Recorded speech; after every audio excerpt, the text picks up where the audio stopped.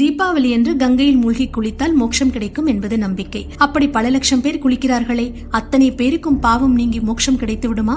சந்தேகப்பட்ட பார்வதி சிவனிடம் கேட்க, நம்பிக்கை உள்ளவர்களுக்கு மட்டுமே மோட்சம் கிடைக்கும், எல்லோரும் தானே நம்பிக்கையுடன் வருகிறார்கள், சோதிக்கலாம் என்ற இறைவன் 80 வயது கிழவனாகவும் பார்வதி 70 வயது மூதாட்டியாகவும் உருவெடுத்து வர, சிவன் நீரிலே மூழ்குவது போல் நடிக்க, பார்வதி பக்தர்களை பார்த்து, ஐயோ என் கணவர் நீரில் மூழ்குகிறாரே, யாராவது பாவம் செய்யாதவர்கள் நீரில் விழுந்து அவர் தலையை பிடித்து இழுத்தால் அவர் பிழைத்துக் கொள்வார், யாராவது சீக்கிரம் காப்பாற்றுங்களேன் என்று கதற, ஒவ்வொருவரும் யோசிக்க, அவர்களுக்கு தாங்கள் செய்த பாவமெல்லாம் நினைவுக்கு வர எல்லோரும் தயங்கி தயங்கி நின்றனர். யாரும் காப்பாற்ற முன்வரவில்லை. கோவில் மடப்பள்ளியில் திருவமுது தயாரிக்கும் ஒருவர் உடனே கங்கையில் விழுந்து ஓர் மூழ்கிவிட்டு என் பாவங்கள் தீர்ந்தன என்று சொல்லி முதியவரை காப்பாற்றினார். பார்த்தாயா நம்பிக்கை உள்ளவரை என்று கேட்ட சிவன் அவருக்கு மோட்சம் தந்தார். கங்கைக்கும் காசிக்கும் சென்றாலும் முதலில் வேண்டியது நம்பிக்கை.